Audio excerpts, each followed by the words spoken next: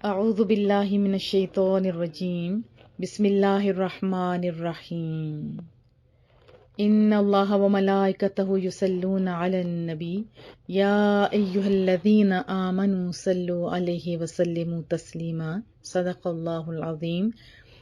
رب کریم فرماتے ہیں میں اور میرے فرشتے رسول اللہ صلی اللہ علیہ وسلم کی ذات اقدس پر درود پاک بھیجتے ہیں۔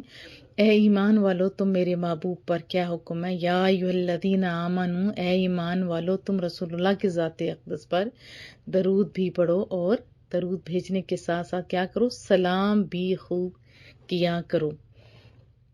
پھر رسول اللہ صلی اللہ علیہ وسلم کا فرمان بھی بڑا میٹھا سا ہے۔ حضرت ابو ہریرہ راوی ہیں، محبوب فرماتے ہیں کہ جو مجھ پر ایک دفعہ درود پاک بھیجتا ہے رب کریم اس پر 10 سلام بھیجتے ہیں۔ تو میرے ساتھ محبتوں کے ساتھ مل کے درود پاک پڑھیے۔ اللہم صلی علی سیدنا و مولانا محمد وعلی آلہ و اصحابہ و بارک وسلم۔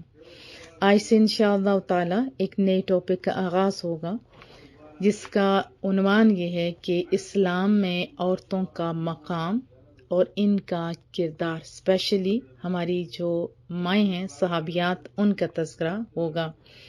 آپ جانتے ہیں کہ اسلام کا مقصد وحید تمام دنیا کو ایک سطح پر لانا تھا۔ اس کی شہنشاہی میں پست و بلند، شاہ و گدا، امیر غریب، آپ جانتے عالم و جاہل، عورت مرد سب میانہ حیثیت رکھتے تھے۔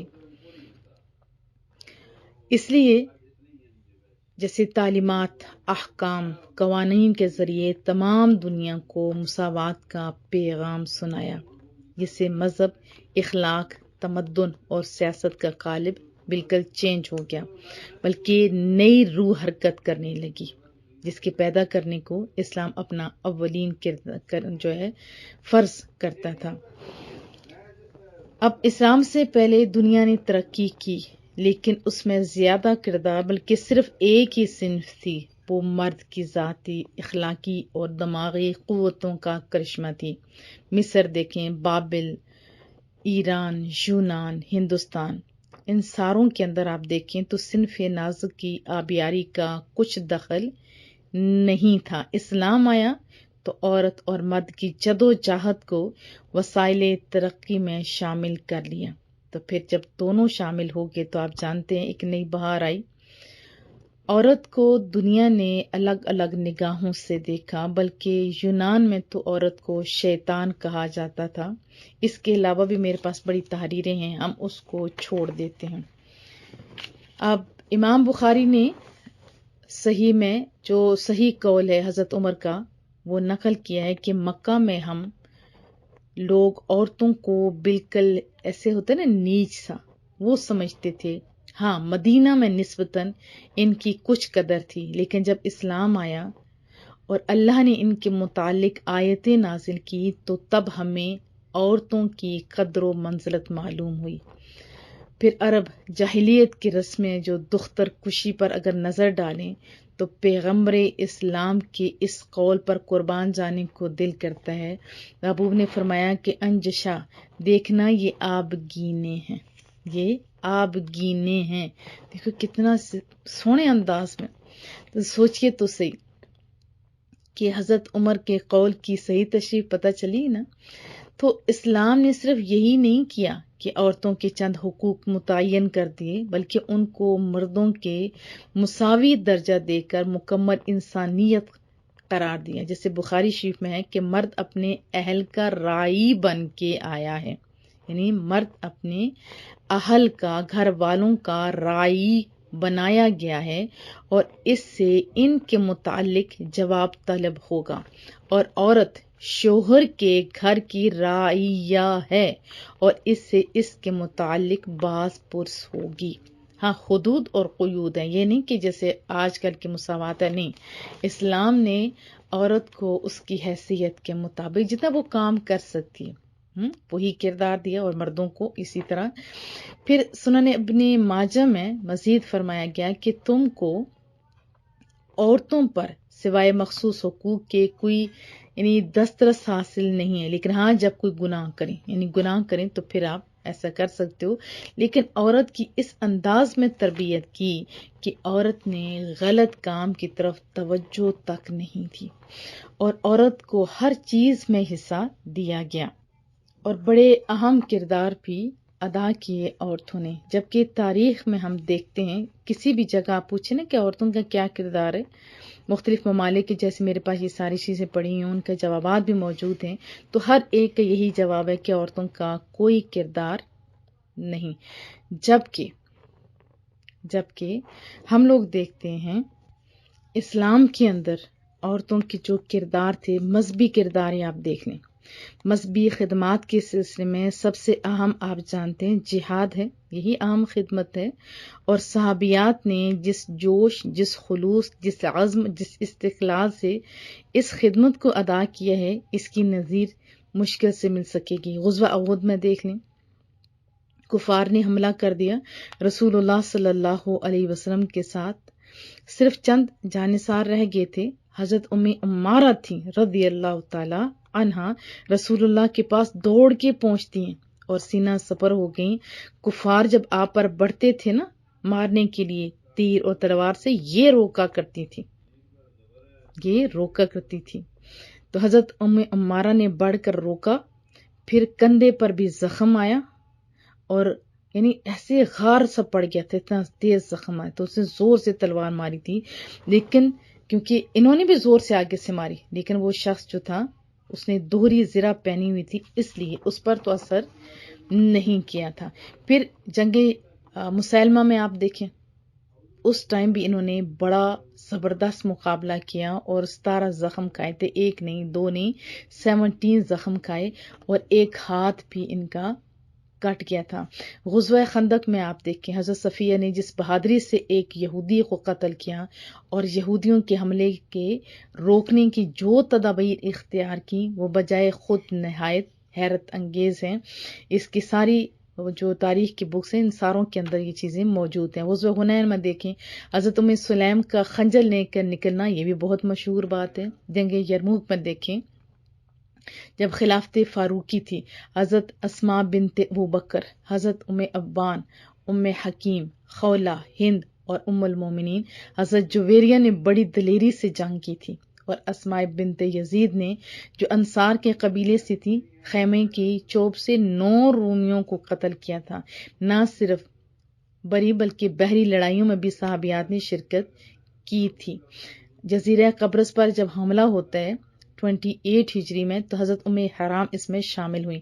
پھر میدان جنگ میں اس کے علاوہ صحابیات اور خدمات بھی انجام دیتی رہی، مثلا پانی پلانا، زخمیوں کی مرہم پٹی کرنا، مقتولوں اور زخمیوں کو اٹھا کر میدان جنگ سے لے جانا، چرخہ کاتنا، تیر اٹھا کر دینا، خورد و نوش کے انتظام کرنا، پکانا، ایون کہ قبر کھودنے میں بھی ان کا کردار تھا، فوج کو ہمت دلانے میں بڑا اہم کردار تھا۔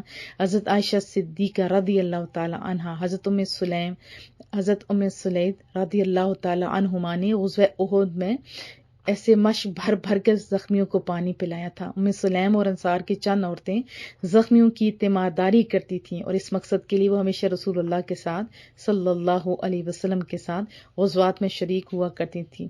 اسی طرح ربی بنت معوذ وغیرہ نے بھی، جو شہداء تھے، پھر مجروحین یعنی جن کو زخم وغیرہ آئے ہوئے تھے، قتل گاہ سے اٹھا کر مدینے پہنچایا تھا۔ پھر بہت ساری اور بھی عورتوں نے غزوہ خیبر میں چرخہ کاٹ کر مسلمانوں کی مدد کی تھی، تیر اٹھا کر لاتی تھی، ستو پلاتی تھی۔ ان کا نام خصوصی زیاد شجعبیہ کے پتہ نہیں اب ذہن سے اتر گیا۔ حضرت ام عطیہ نے 7 غزوات میں صحابہ کے لیے کھانا پکایا تھا۔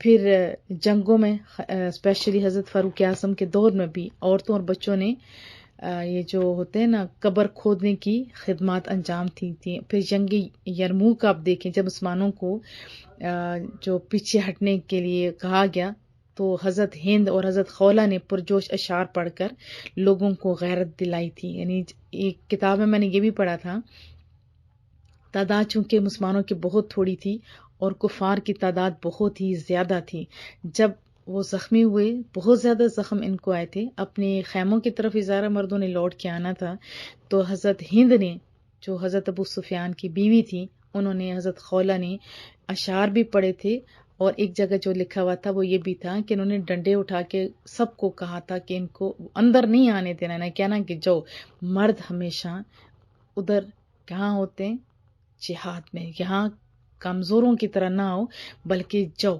اور پھر انہیں پتہ چلا کہ یہاں تو بات الٹی ہو گئی، تو پھر انہوں نے بڑی بہادری کے ساتھ، بڑے زخمی تھے لیکن اس انداز میں مقابلہ کیا کہ وہی مسلمان جو ہارے ہوئے تھے وہ جیت گئے. پھر اشاعت اسلام میں بھی مذہب کی ایک بڑی خدمت آپ جانتے ہیں. تو مصحابیات نے اس سلسلے میں بھی بڑی کوشش کی. حضرت فاطمہ بنت خطاب کی دعوت پر آپ جانتے ہیں حضرت عمر نے اسلام قبول کیا تھا.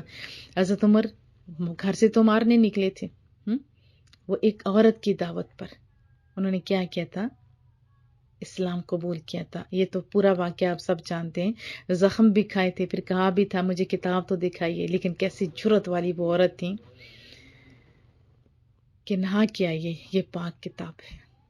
اور پھر کیا موٹیویشن تھی، کیسا پھر حضرت عمر جو اتنے مجاہد، اتنا بہادر شخص تھے، جن کے لیے رسول اللہ صلی اللہ علیہ وسلم کی دعائیں تھیں. اصل تو وہ چیز بھی اثر کر رہی تھی نا، لیکن کردار کس کا پھر ادھر آیا، حضرت فاطمہ کا، آپ کی بہن کا اسلام قبول کرتے ہیں.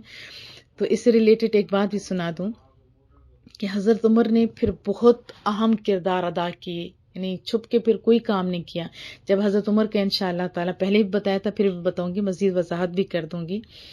ایک عورت کا مشہور واقعہ ہے کہ مسجد میں پہلے جایا کرتے تھے، بعد میں حضرت عمر نے منع بھی کر دیا تھا کہ مساجد میں اب عورتیں نہیں آ سکتی کیونکہ فتنے کا دور ہے. اور حضرت عائشہ کے پاس بھی لوگ گئے تھے کہ اس طرح کیوں منع کیا گیا، جبکہ رسول اللہ کے دور اقدس میں ایسا نہیں تھا. تو عائشہ نے فرمایا کہ اگر آج رسول اللہ صلی اللہ علیہ وسلم تشریف فرما ہوتے تو وہ آج یہی کرتے. تو بہرحال عورتیں اس وقت جایا کرتی تھیں مساجد کے اندر. تو ایک لڑکا تھا، عشق اور محبت تو ہر دور میں رہی ہے نا، تو اس کو روک کے کھڑے ہو گئے وہ آدمی اور کہا کہ مجھے تم سے پیار ہے اور میں چاہتا ہوں کہ اس طرح ہمارا جیسے زندگی کا ساتھ ہو وغیرہ وغیرہ. اب اس عورت نے کوئی ایسی بات نہیں کی جس میں کمزوری یا لچک ہو. فوراً کیا فرمایا کہ اگر تمہیں مجھ سے پیار ہے تو میری ایک بات مانو گے. اس نے کہا کیوں نہیں مانوں گا. تو وہ عرض کرنے لگی اس سے، فرمانے لگی اس سے کہ آپ حضرت عمر کے پیچھے 40 نمازیں پڑھ کے ہو، جس دن 41 ڈیز ہوئے گا تو میں یہاں پہ تمہارا انتظار کر رہی ہوں گے. اس نے کہا یہ تو کوئی بات نہیں، یہ تو میں ضرور کروں گا. اور جب 40 دنوں کے بعد 41ویں دن تھا، وہ عورت بھولی نہیں تھی، وہیں پہ کھڑی تھی. جب ان کو بلایا تو وہ کہنے لگے کہ میرے دل کا تعلق عمر نے اللہ سے جوڑ دیے، اب میں تیری طرف نہیں آؤں گا.